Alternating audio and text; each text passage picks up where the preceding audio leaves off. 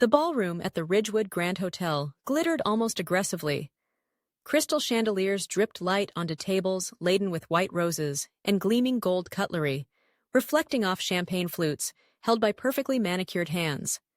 A string quartet played somewhere nearby, elegant and precise, but the classical music felt tinny, unreal, failing to penetrate the thick knot of anxiety tightening low in my chest. I smoothed down the unfamiliar fabric of my rented dress for the 10th time in as many minutes, feeling conspicuous and desperately out of place, a lone, slightly battered rowboat somehow adrift in a sea of gleaming white yachts. Beside me, Uncle Frank offered a silent, steady presence, his occasional quiet sigh the only acknowledgement of the shared discomfort.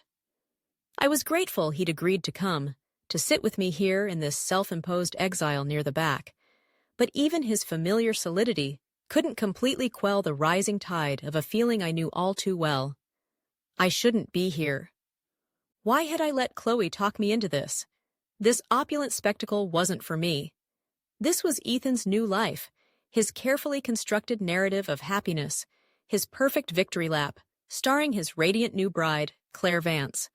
My eyes involuntarily scanned the room, catching glimpses of them holding court near the towering, multi-tiered wedding cake. Ethan Reed, looking infuriatingly unchanged after all this time, flashed that practiced, easy half-smile as he schmoozed with a group of laughing admirers, carefully, deliberately, avoiding even glancing towards my section of the room. Claire, draped in what looked like miles of white silk, laughed alongside him, a sound that felt just a fraction too loud, too performative. Her eyes, sharp and assessing, briefly flickered towards my table before dismissing me, moving on as if I were simply part of the hotel's less interesting decor. It wasn't outright hostility, not yet, but it felt cold, deliberate. Whispers seemed to follow me whenever I shifted in my seat. Conversations at nearby tables seemed to drop in volume when I inadvertently glanced over, resuming only when my gaze moved away.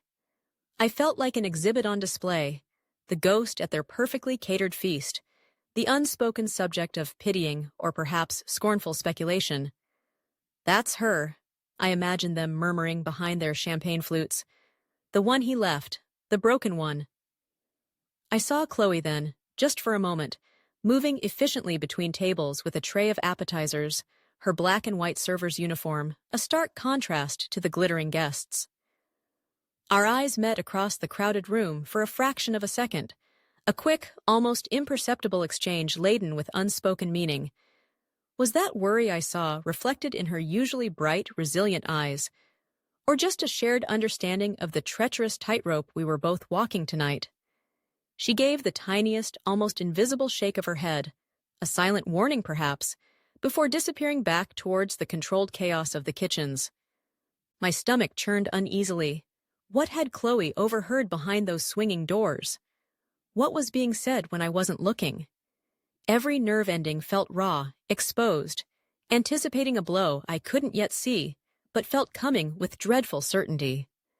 The air crackled with a tension only I, and perhaps Uncle Frank and Chloe, seemed to fully register beneath the polished, smiling veneer of celebration. Then, the overhead lights dimmed almost imperceptibly. The string quartet faded into a softer melody.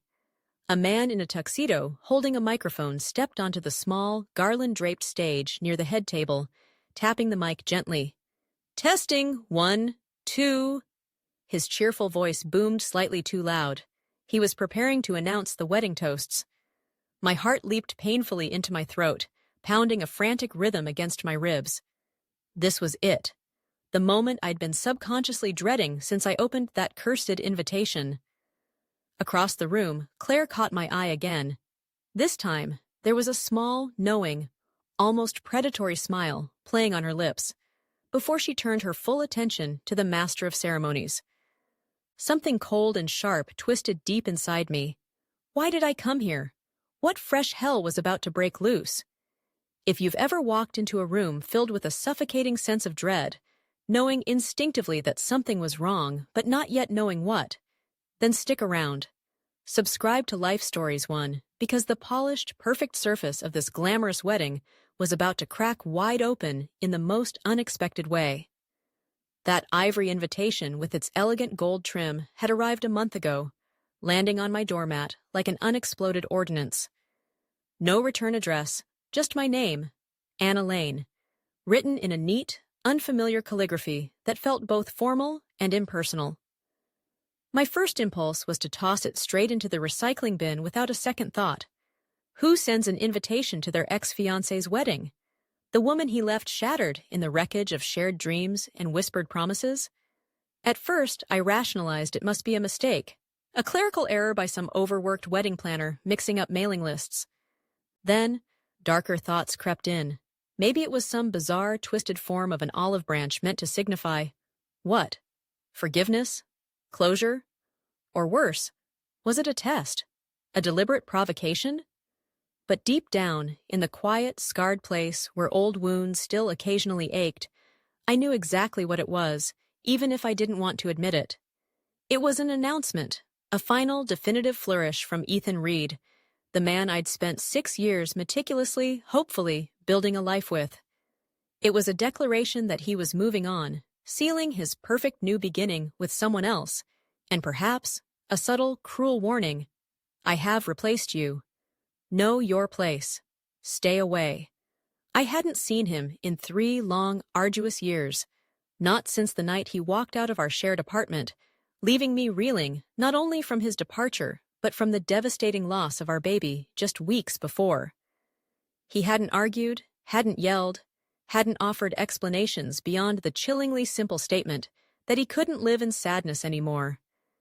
He packed a single duffel bag with essentials, left a short, wholly inadequate note on the kitchen counter about needing space, and vanished into the night without a single backward glance at the life, the love, the future we were supposed to share.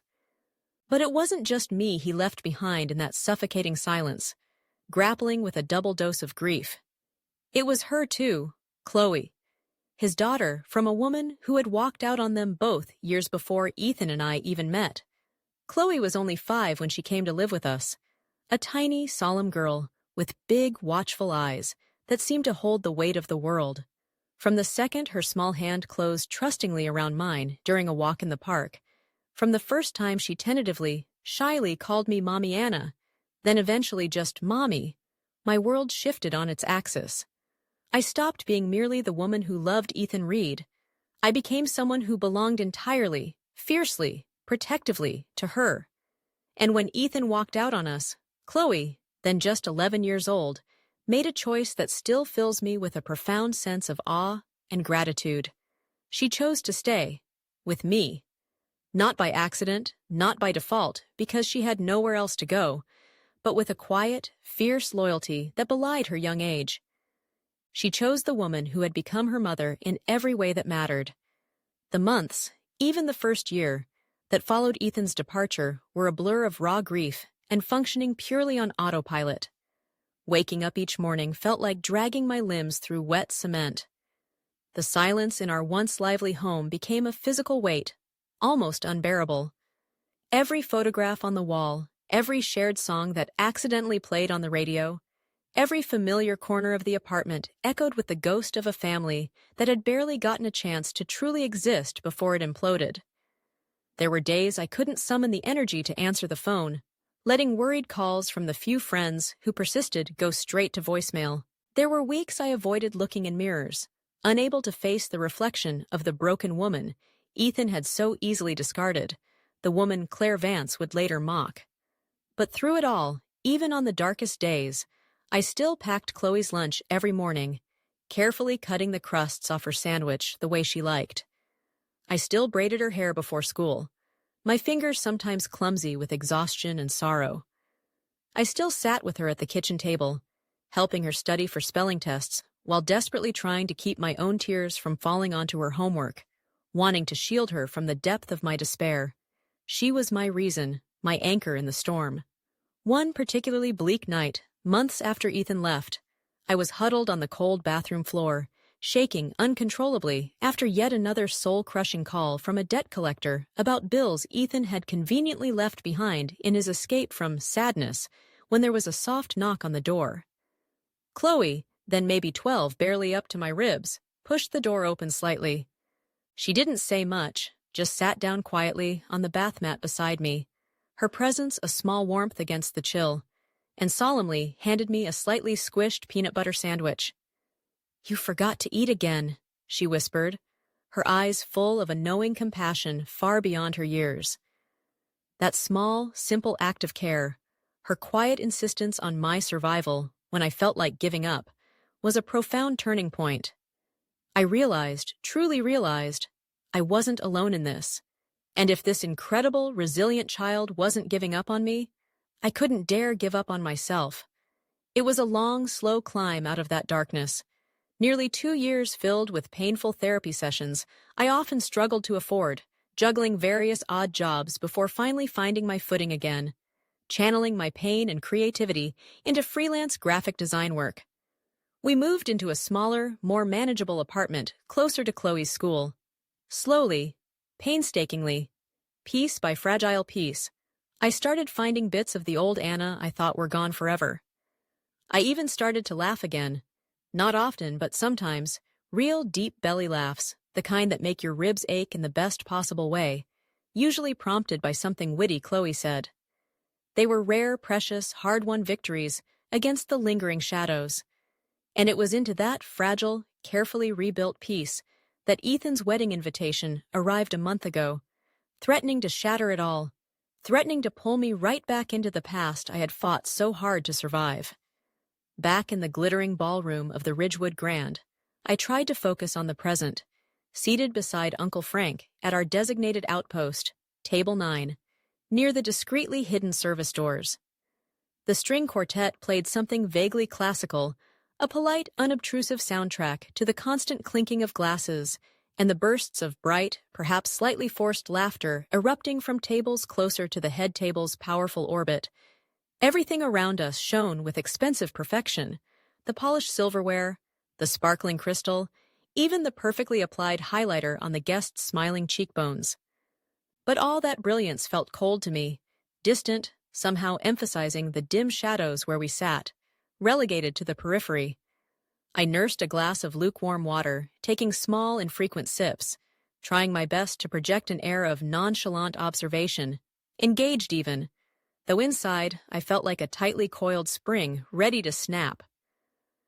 Uncle Frank didn't say much, understanding my need for quiet solidarity rather than forced conversation. He just occasionally patted my hand where it rested nervously on the tablecloth, a silent acknowledgement of the shared awkwardness, a gesture that said, "I'm here." I appreciated his quiet, unwavering support more than words could adequately express. Small things kept happening throughout the dinner service, tiny aggressions that might seem insignificant or accidental in isolation, but, when strung together, painted a clear, uncomfortable picture of exclusion. Our water glasses remained stubbornly empty for long stretches while waiters moved diligently, refilling those at adjacent, seemingly more important tables. A couple I vaguely recognized as Ethan's distant cousins started a lively conversation nearby, full of animated gestures, then abruptly turned slightly away, lowering their voices to conspiratorial whispers, the moment they noticed me glancing over.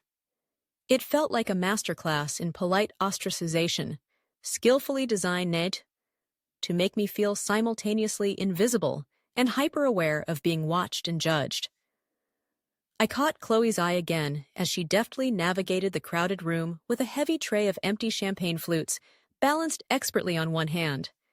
She offered me another quick, almost imperceptible nod, her brow furrowed slightly with what looked like genuine worry, before her professional server's smile snapped rigidly back into place as she approached another table. Seeing her there, working so diligently and professionally while also subtly keeping watch over me, filled my heart with a complicated mix of immense pride in the capable young woman she'd become and a fierce, almost painful protectiveness. She shouldn't have had to take this job. We shouldn't have had to be in this room. Then, as the main course plates were being cleared, the toasts began, announced with practiced cheer by the hired master of ceremonies. First, the best man, one of Ethan's loud college friends, stood up. He delivered a rambling, slightly tipsy speech filled with predictable, borderline inappropriate jokes about Ethan's bachelor days, eliciting the expected waves of polite, if slightly strained, chuckles. Then came Ethan's father, offering a more formal, somewhat staid toast, welcoming Claire officially into the family fold, praising her beauty, her poise, her apparent positive influence on his son. It was all perfectly standard, perfectly bland wedding reception fare. On the surface, everything seemed normal, traditionally celebratory even. But with each generic toast that passed, the knot in my stomach tightened further, not eased. The air around our table felt heavier, charged with an unspoken anticipation. My earlier vague anxiety, the free-floating dread I'd carried into the hotel, began to sharpen, to coalesce, focusing into a specific fear centered squarely on the head table, on the woman seated beside my ex-lover. I knew, with a certainty that chilled me despite the warm room, that the generic platitudes wouldn't last.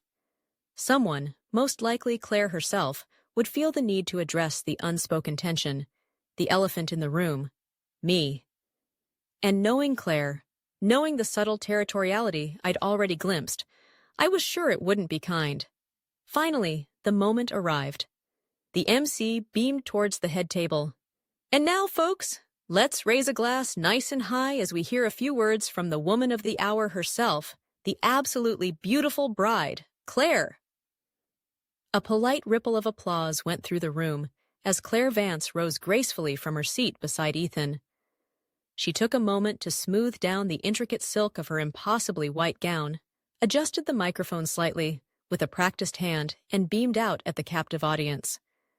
Her gaze swept confidently across the room, acknowledging friends and family, radiant, triumphant, before deliberately, pointedly, slowing and landing directly on me, seated in the relative obscurity of Table 9. And then she smiled. That same sharp, knowing smile I'd glimpsed earlier when I first arrived, the one that held no warmth, only the cold, glittering, undeniable promise of impending trouble. My hand instinctively tightened around Uncle Frank's arm. Claire stood bathed in the spotlight, her smile fixed, her eyes holding mine for a fraction too long across the dimly lit ballroom. The playful, almost predatory glint I'd sensed earlier was still there, amplified now by her position of power at the microphone. My hand instinctively tightened its grip on Uncle Frank's arm beneath the tablecloth.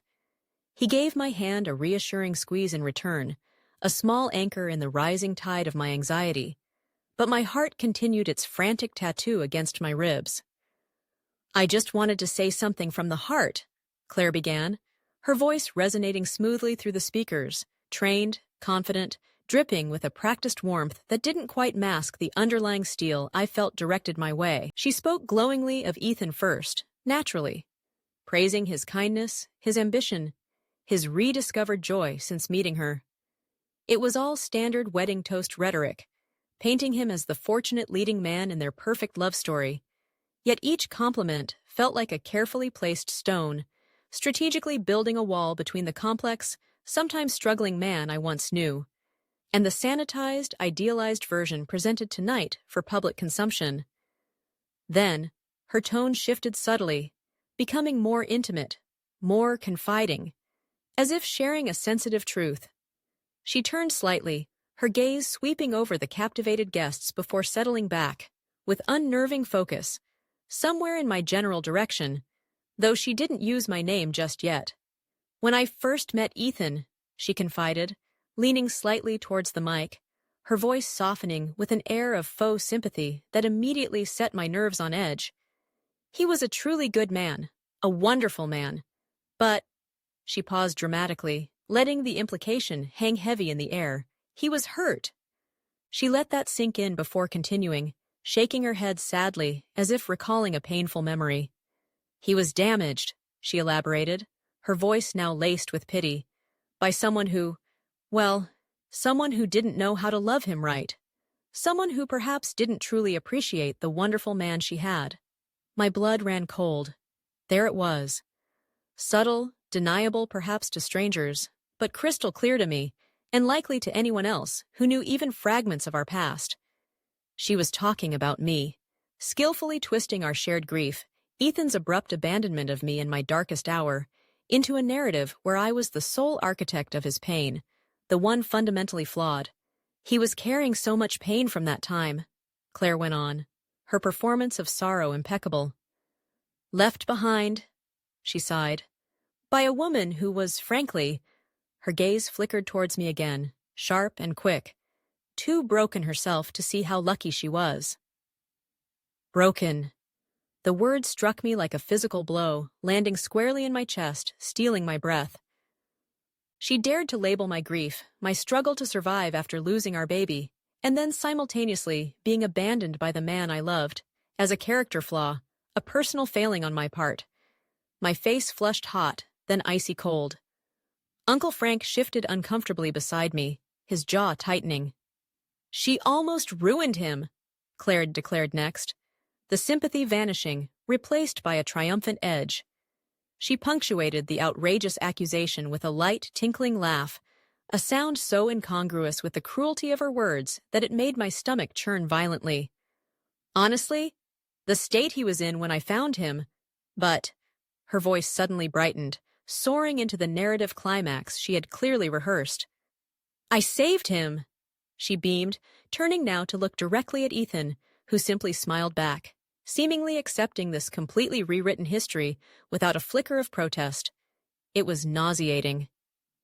I healed him, Claire proclaimed proudly, turning back to the room, her voice ringing with self-congratulation. I showed him what real, supportive, unbroken love looks like. And today, she raised her champagne glass high, her eyes sweeping across the applauding guests before deliberately, pointedly, locking with mine one final time, a victorious glint in their depths. He's finally happy, finally whole, finally where he belongs, with me. And then came the reaction I had subconsciously dreaded, but never truly believed possible on this scale. Laughter, not just scattered chuckles this time, but real, appreciative laughter bubbling up from many tables. People readily raised their glasses towards the head table, enthusiastically toasting the happy couple, toasting Claire's apparent rescue of Ethan from his broken past. Glasses clinked merrily. A few people nearby even clapped politely, smiling, buying wholesale into the narrative she had just sold them. Uncle Frank muttered something sharp and angry under his breath, too low for anyone else to possibly hear. I couldn't move. I felt frozen, encased in a block of ice, yet my skin was simultaneously burning hot with shame and rage. Every part of me screamed internally, screamed against the blatant injustice, the gross simplification, the absolute lies, the sheer audacity of her twisting my deepest, most private pain into her public victory speech.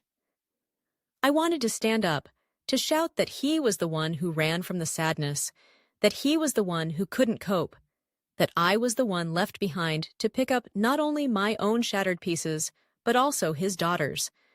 I wanted to scream about the ultrasound photo I still kept buried in a memory box, the one I never even got the chance to frame, the baby we lost together before he decided I was too much trouble.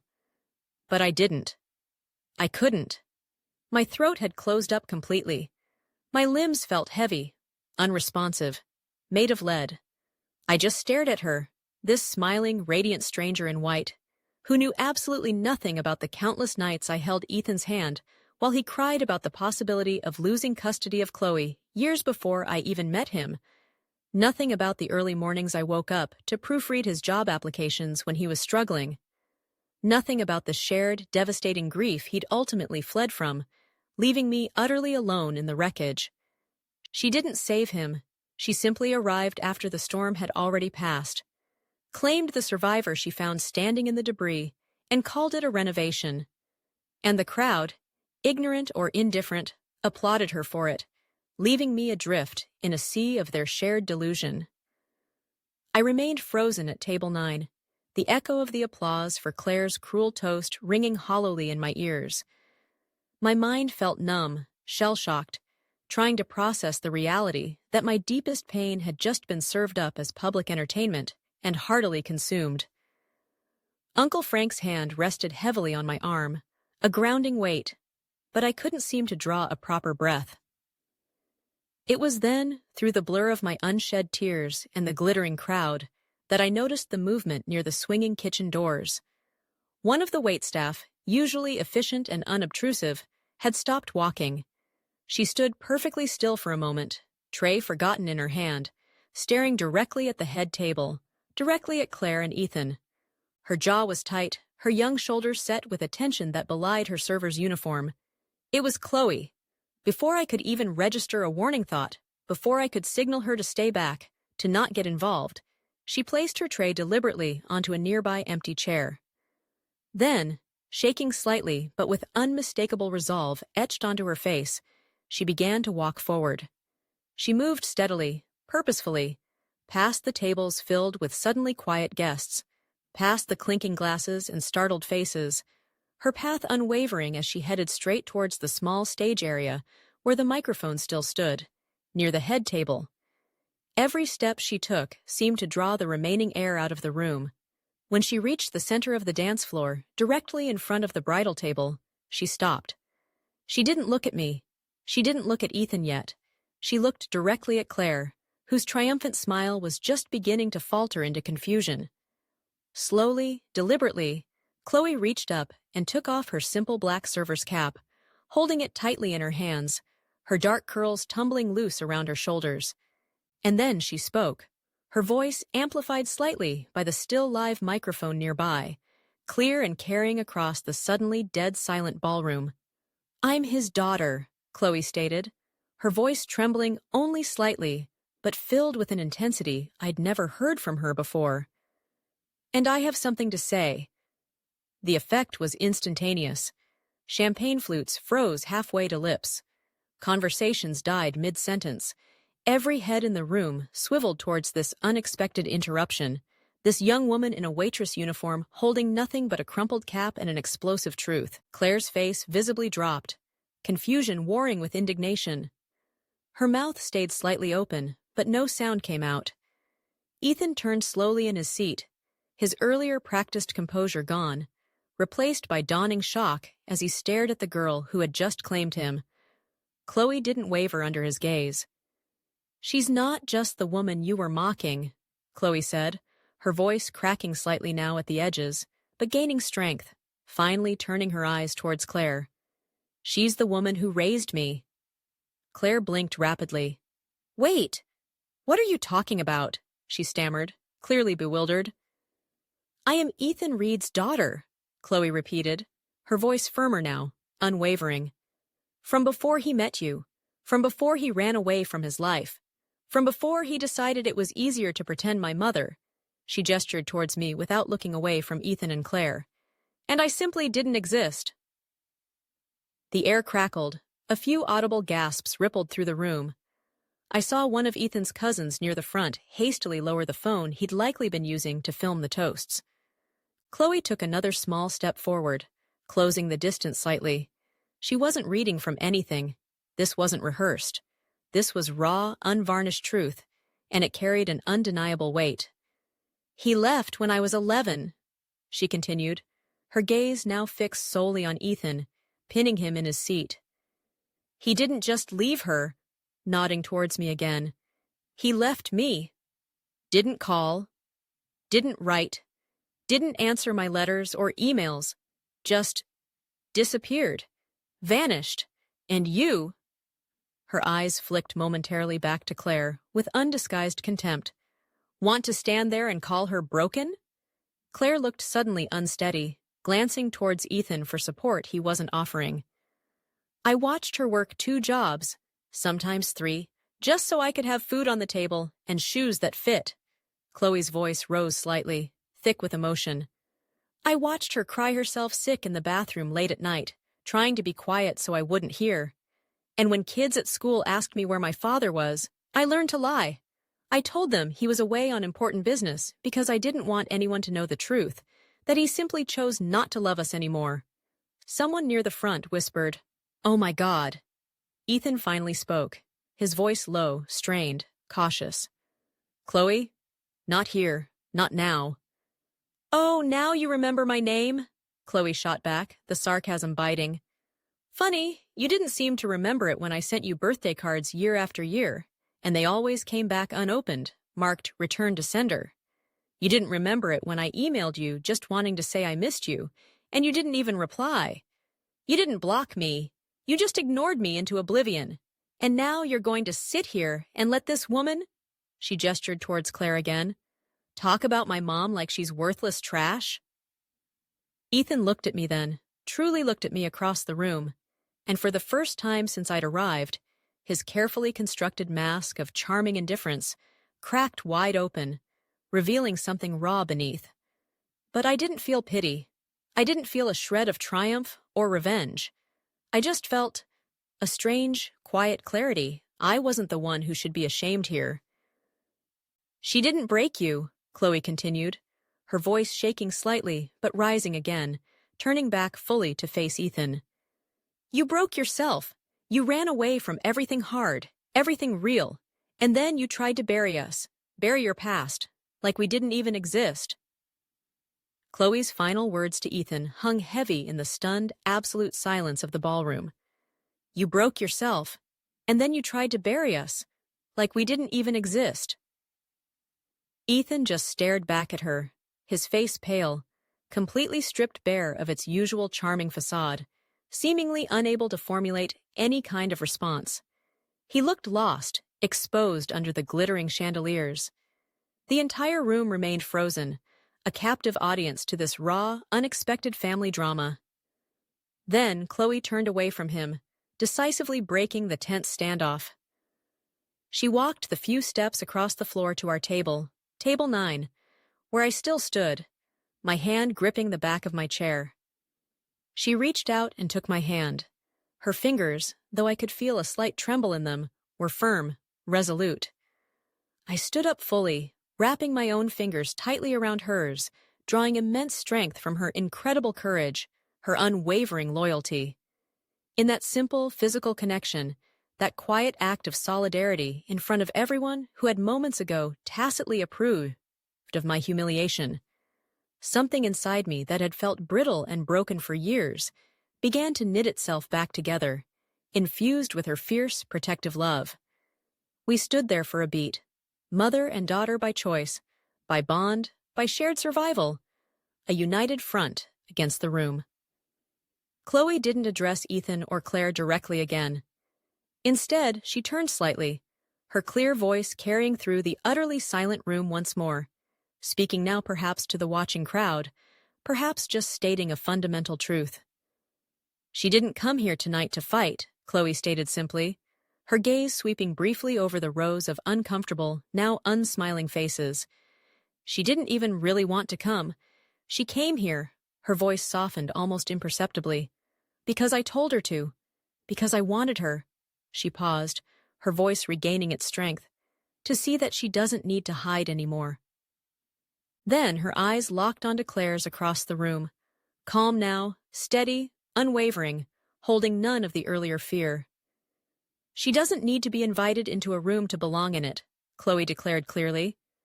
And no one, her voice regained its sharp edge of righteous anger, slicing through the tension, gets to rewrite our story just to make themselves look better. The room held its breath collectively. Claire's hand, still clutching her now-forgotten champagne flute, trembled visibly. This is crazy, she mumbled, her voice thin, barely audible, directed more to herself than anyone else. She's trying to ruin my wedding. Chloe raised her chin slightly, unimpressed. You ruined it, she said quietly, but with devastating finality. The second you decided to build it on lies. That's when I finally found my own voice again, adding quietly but clearly, the words carrying easily in the stillness, directed at Claire but meant for the room. If you wanted a perfect, uncomplicated story, Claire, maybe you should have picked someone with nothing to hide. Without waiting for any further reaction, without looking back at Ethan one last time, Chloe gently pulled my hand. Let's go, Mom. And we turned, walking together, hand in hand, towards the grand exit. The crowd slowly, awkwardly, parted for us like the Red Sea, people shuffling their chairs, avoiding our eyes. Whispers rose behind us like smoke, hushed murmurs replacing the earlier laughter. But no one spoke directly to us. No one dared to try and stop us. As we reached the ornate entryway, halfway out the door, I heard Ethan call out once behind us, his voice strained, almost desperate. "Chloe!" But she didn't even hesitate, didn't break stride, didn't turn her head. She just kept walking, pulling me gently but firmly forward with her, out of that suffocating room, out of that life, into the cool night air beyond. Outside, the air felt blessedly cool and still after the charged atmosphere inside. The light drizzle from earlier had stopped. Chloe finally exhaled, a long, shuddering breath escaping her lips as if she'd been holding the weight of that confrontation, perhaps her entire life's truth, inside her chest, and just released it. She looked up at me, her eyes still bright with unshed tears, but a small, watery, fiercely proud smile touched her lips.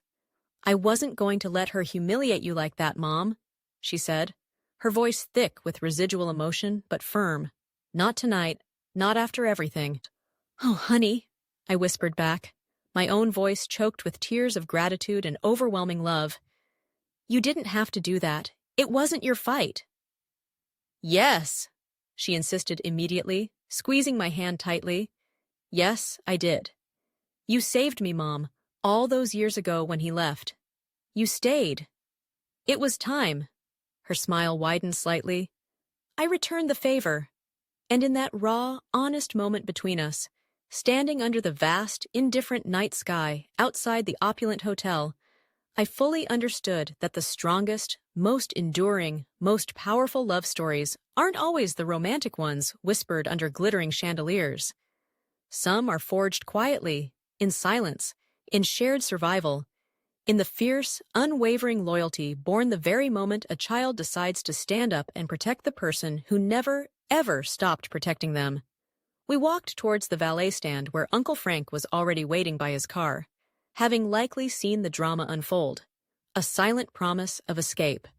The mic drop moment, as he'd wryly call it later, was complete. I felt astonishingly light. Not vindicated in a petty way, not triumphant with revenge, but simply light, free. Not because Ethan finally understood the depth of what he'd carelessly thrown away, but because I knew, finally and irrevocably, who I was. And Chloe knew who she was. And now, thanks to her courage, so did everyone else who mattered. The morning after the wedding, that wasn't. The digital whispers began. Not in major news outlets, but in the fragmented way modern stories travel. Short, shaky phone clips uploaded anonymously to TikTok and Facebook. Grainy footage capturing Claire's toxic toast. Chloe's interruption. Ethan's stunned face. Titles like Waitress Daughter Shuts Down Bride's Cruel Toast, Aussi, or Grooms Exposes Family Lies at Wedding, garnered thousands, then tens of thousands of views. Friends I hadn't heard from in years suddenly messaged me, some offering belated apologies for losing touch during my hard times, others simply sending virtual hugs or fire emojis, saying, "You and Chloe were so brave." But the funny thing was, I didn't feel particularly brave, not in the traditional sense. I didn't watch the clips beyond the first confirming one. I didn't need to relive the humiliation or dissect the comments section. I had lived the reality. What truly mattered wasn't the fleeting viral moment, but the quiet, profound shift that followed in the days and weeks after. I never heard from Ethan Reed again. No phone call, no email, no last-ditch effort to explain or apologize. His story, for me, had already concluded years ago, written in the deafening silence of his absence. I heard secondhand gossip later, through mutual acquaintances, that Claire became the unfortunate, brief punchline of her own extravagant party, that the luxurious honeymoon was abruptly canceled, and that their perfect relationship dissolved quickly under the unwelcome weight of exposed lies. But honestly, I didn't track their fate closely, because this story, I finally understood with absolute clarity, was never really about them or their choices. It was about us, me and Chloe, and what we became, what we built together, when the people who were supposed to protect and cherish us chose instead to abandon or attack. something fundamental shifted in the atmosphere of our small apartment after that night. It was subtle, quiet, almost imperceptible at first, but powerful. Chloe seemed to stand taller, her voice surer, a new layer of confidence settling comfortably around her young shoulders. She didn't apologize for taking up space or voicing her opinions anymore. I caught her practicing speaking articulately into her hairbrush one night. Not out of vanity, she explained, but preparation. Thinking about maybe starting a podcast. She told me casually over breakfast one morning, you know, for girls who think they don't have a voice, someone needs to tell them they do. My heart swelled with pride. And me? Inspired by her courage, perhaps, I started something too. The heavy cloak of shame I'd carried for years, the misplaced feeling of being broken or somehow less than, because I was left, because I grieved, began to lift, slowly but surely. I started writing again, first just tentative notes in a journal, then longer essays reflecting on my experiences. I gathered my courage and sent one particularly raw piece about healing after abandonment to a popular online parenting blog. To my astonishment, it got published. The comments section exploded. Mothers, daughters, women I'd never met, all sharing their own vulnerable stories, thanking me, saying, "Thank you for putting into words what I couldn't say out loud." That overwhelming response sparked an idea.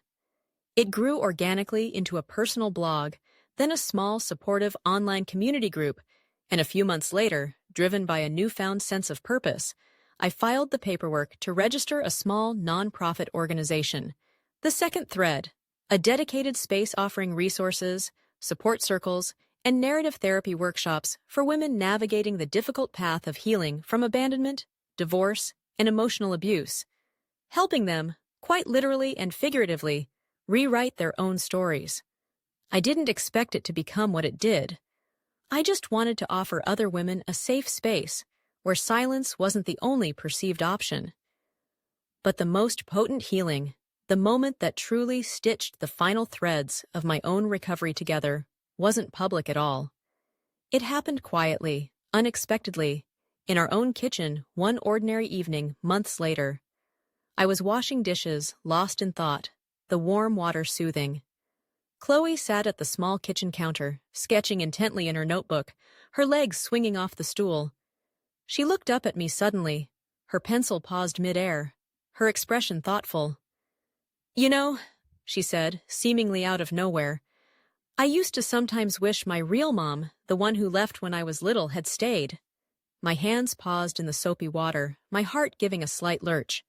"But now," she continued softly, meeting my eyes with startling clarity, "now I get it. Maybe she had to leave, because I was supposed to end up with you." I didn't say anything. I couldn't. Tears welled up, blurring my vision. But these weren't tears of sadness. I just turned, dried my hands hastily on a dish towel, and pulled her into a hug so tight, so full of overwhelming love and gratitude, I think I literally breathed her strength right into my soul. Sometimes life doesn't give you the story you thought you wanted or deserved. Sometimes it brutally tears pages out mid-chapter and leaves you lost, holding only broken pieces, guessing at the ending. But sometimes, if you refuse to give up, if you fight for your healing, if you love hard and stay true to yourself, if you dare to pick up the pen yourself, you get something far better. You get the chance to write a brand new story, one filled with resilience, strength, and authentic joy. And the most liberating part? You don't need anyone else's permission or approval to start writing it. If Anna's story moved you today, if it reminded you of your own incredible resilience, your own strength discovered in the midst of rebuilding, or the profound power of someone who truly saw you and stood firmly by your side when others walked away, please take just a second and give this video a like. Your thumbs up really helps these stories reach more people who might need to hear them. Please also consider sharing it with someone specific in your life who might need this reminder today. The reminder that broken doesn't mean worthless, and that true strength often lies not in never falling, but in healing and rising again. Have you ever had to rewrite your own life story after facing abandonment or betrayal? Leave a comment below. Sharing our experiences helps us all feel less alone in our struggles and triumphs. I truly read and value every single one.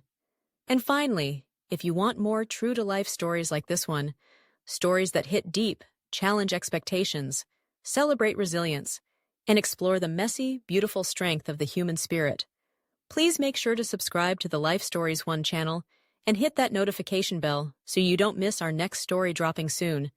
Your support is what helps us keep telling stories that truly matter. Thank you so much for watching, for listening, and for being an essential part of this community. Remember, you don't need an invitation to someone else's perfect, often illusory fairy tale when you are already busy writing your own powerful, authentic epic.